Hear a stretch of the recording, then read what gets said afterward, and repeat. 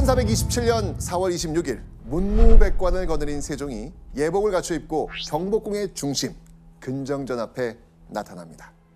이 근정전은요, 조선시대 국가의 중대한 의식을 치르던 건물이었습니다.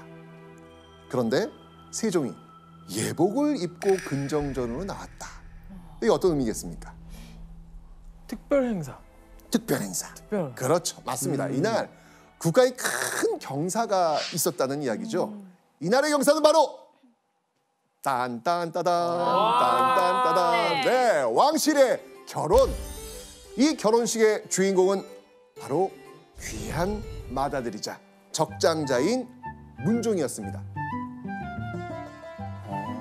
자, 이 세종은요, 세자빈을 맞이하러 가는 세자에게 덕담과 훈계를 하기 위해 근정전에 나왔던 겁니다.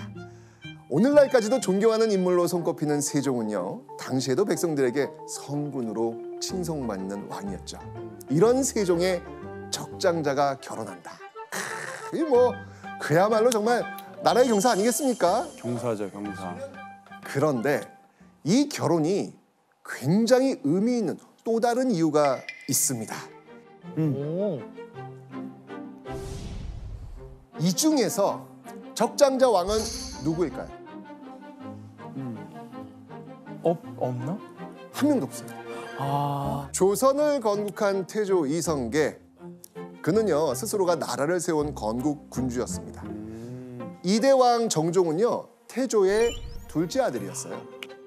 3대왕 태종은요 바로 이 태조의 5번째 아들이자 이 정종의 동생이었습니다. 그러니까 적장자 아니죠. 네. 그리고 조선의 제4대왕 세종 역시 아니에요. 태종의 적장자가 누구였냐면 양녕대군이었거든요. 그런데 이 양녕대군이 세자에서 폐위된 후 형 대신 왕위에 오른 인물입니다. 네, 그러니까 조선 건국 이후 단 한 번도 적장자에 의한 왕위 계승이 이루어지지 않았던 겁니다. 그런데 문종은 적장자인 세자였습니다. 맞네요. 처음이네요. 처음. 그러니까 처음으로 적장자가 왕위를 잇는다면 유교적 가계 계승의 원칙, 즉 정통성 있는 적장자로 가계를 계승하는 종법이 지켜지는 그런 순간이었던 겁니다. 네, 유교 이념을 따르는 조선에서는요 정말 굉장히 상징적인 의미가 있는 일이었죠. 이 결혼이 조선과 세종에게 얼마나 중요했을까 느낌이 이제 오시죠? 아, 그렇죠, 그렇죠. 유계, 천문, 역상, 성률, 의문에 이르기까지 통달하지 않은 것이 없었다. 이야. 진짜? 자, 유계는요 유학교육에서 다루는 6가지 기초 교양을 말합니다. 예절, 음악, 활쏘기, 말타기, 서예, 수학을 가리킵니다. 또 이 천문과 역상은요 조선시대 과학을 의미하는 천문학에 해당하고요. 성률과 의문은 언어학을 뜻합니다. 그러니까 요즘 말로 표현하면 공부부터 예체능까지 그러니까. 못하는 게 없었다. 없다. 그래요? 게다가 문종은요 네. 잘생기기까지 했습니다. 이런 아이를 뭐라 그럽니까? 엄친아. 아, 그렇죠. 엄친아.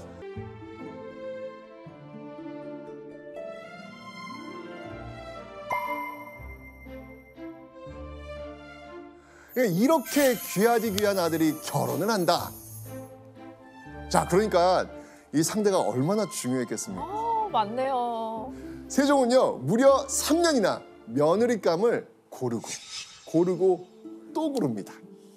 자, 그렇게 신중하게 고른 문종의 배필이 바로 군대 최고 지휘관인 정삼품 상호군 김호문이란 인물의 딸이었습니다. 자, 그녀는요 세자인 문종과 결혼하면서 세자빈이 되었고요. 세종에게 휘빈이라는 호를 받아서 휘빈 김씨라고 불리게 됩니다.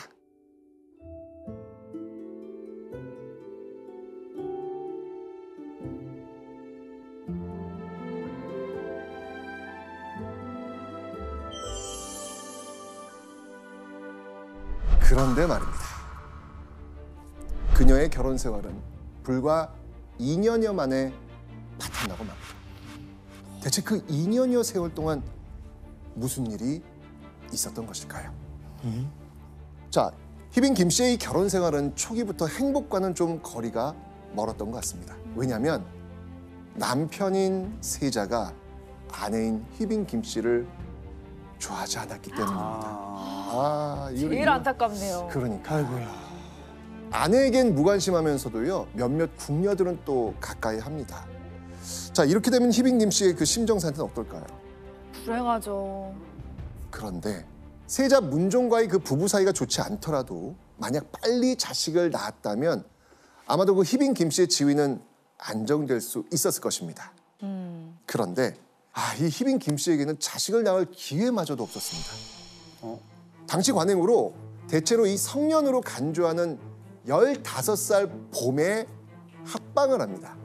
희빈 김 씨와 결혼할 당시 문종의 나이는요 15살이 아니라 14살이었습니다. 아직 1살 부족한 거예요. 게다가 결혼 후 1년쯤 지났을 때, 자 이쯤 되면 이제 합방이 이제 가능해지는 나이가 된 거예요. 15살. 네. 이때 희빈 김 씨의 할아버지가 세상을 떠나고 만 겁니다. 근데 왜요? 유교 예법에 따라서 이 희빈 김 씨는 1년 동안 할아버지 상을 치러야 했기 때문이죠. 이 상을 치르는 동안은 합방할 수가 없었습니다. 참아야 되는 거예요. 결국 이 결혼을 하고도 2년가량이나 합방을 할 수 없었던 것이죠. 이 남편인 세자가 자신에게 여성으로서 관심을 가지지도 않고 또 이 세자빈으로서 자식을 낳을 수 있는 상황도 아니고 어떤 심정이었을 것 같아요?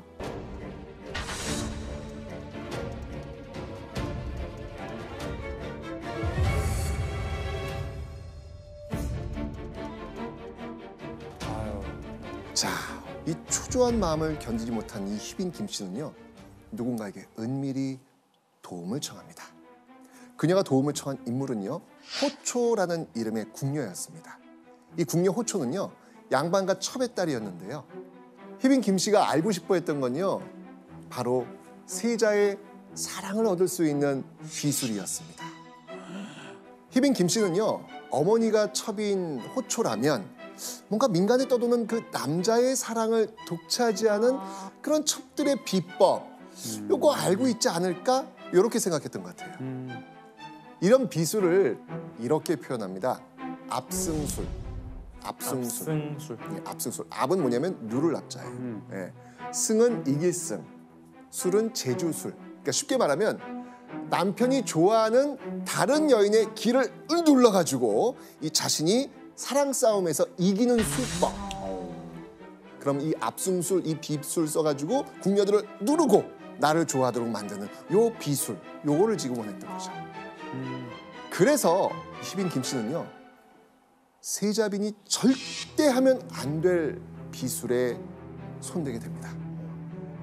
호초는요 희빈 김 씨에게 조용히 비술을 알려줍니다. 뭐지? 무언가를 태워서 그 죄를 술에 타서 세자가 마시게 하면 세자의 사랑을 얻을 수 있다는 겁니다. 여기서 문제 갑니다. 호초가 알려준 비술의 재료, 아까 무언가를 태운다 그랬죠? 네. 그 무언가, 그 재료는 무엇이었을까요? 세자가 좋아하는 여자의 신발.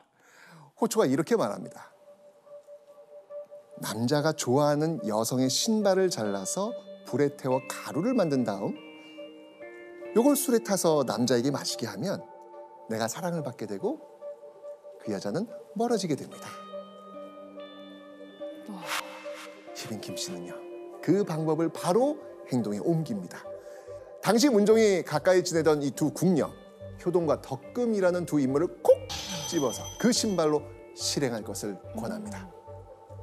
자, 그래서 이 희빈 김 씨는요 이 비법을 써보기 위해 틈틈이 기회를 엿봤죠. 결과는 어땠을까요? 결과? 이게 아니, 결론은 실패. 실패. 세 번이나 시도를 했는데 끝내 문종에게 이 비술을 쓰는 데는 실패하고 맙니다. 쉽지 않죠, 이게. 아니 아, 안쓰러워요. 진짜. 사실 안쓰러워. 맞아요. 마음을 얻기 위해서 이렇게 노력하는데. 그렇죠. 아, 자, 이게 안 되니까 다시 호초를 불러드립니다. 그리고 또 다른 방법을 물어보죠. 또? 이때 호초는요 전보다 더 충격적인 방법을 알려줍니다. 어, 이렇게 얘기합니다. 뱀이 교접할 때 흘린 전기를 수건으로 닦아서 갖고 있으면 반드시 남자의 사랑을 받을 수 있습니다. 와. 그러니까 뱀이요? 뱀. 네. 그거 어떻게? 맞습니다. 이게 지금 문제가 있죠. 아니 실패로 끝난 첫 번째 비술보다도 훨씬 어렵고 까다로운 그런 방법이었습니다. 그런데 지푸라기라도 잡고 싶었을 희빈 김 씨는 이 두 번째 비술에 혹합니다. 아이고야. 자, 그런데요. 두 번이나 실패하고 나니까 궁궐에서 세자빈이 비술을 쓴다는 소문은 당연히 시아버지 세종 귓가에 들어가지요. 들어갔어. 들어가죠, 이게. 그래서 세종은 이 믿을 수 없는 소문을 듣고 깜짝 놀랍니다. 아. 그리고 확인합니다. 호초를 불러오라. 와. 친히 불러드립니다. 일개 궁녀가 나라님 앞에 불려갔으니 이 얼마나 두렵겠습니까? 감히 뭐 거짓말로 모면할 엄두도 못 내고요. 그간의 사정을 낱낱이 털어놓게 됩니다. 아이고 다 얘기해버리네. 네, 이미 모든 진실을 알고 있는 시아버지 앞에서 며느리 희빈 김 씨가 무슨 변명을 하겠습니까? 자신이 한 일을 모두 털어놓을 수밖에 없었겠죠. 자, 이 며느리의 자백을 듣는 이 세종의 심정, 이 과연 어땠을까요? 슬프다. 세자를 정하고 그 배필을 간택한 것은 진실로 장차 종묘의 제사를 받들며 남의 어머니로서의 괴범이 되어 만세의 큰 복조를 연장하려고 한 것이었다.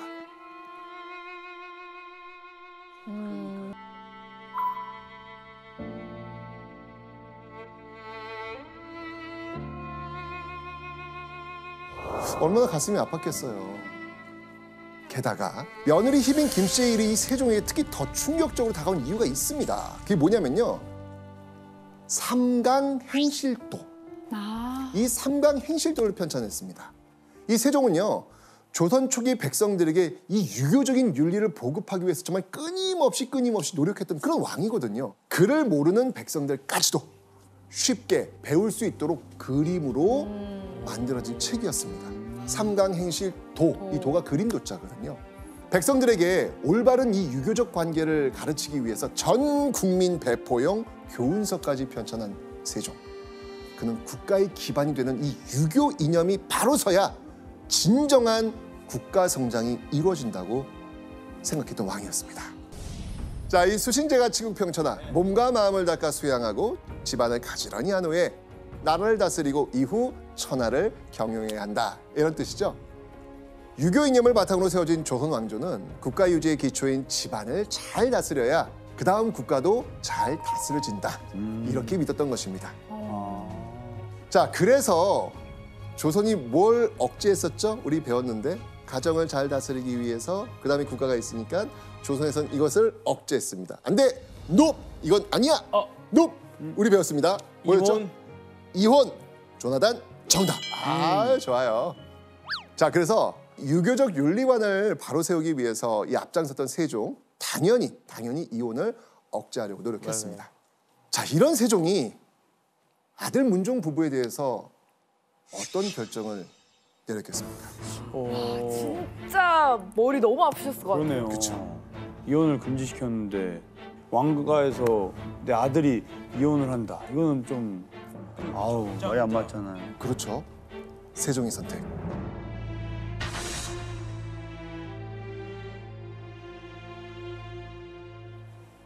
이혼. 우와. 말이 이혼입니다. 돼요 이게? 시아버지 세종은요. 희빈 김 씨를 서인으로 강등시키고요. 친정으로 돌려 보냅니다.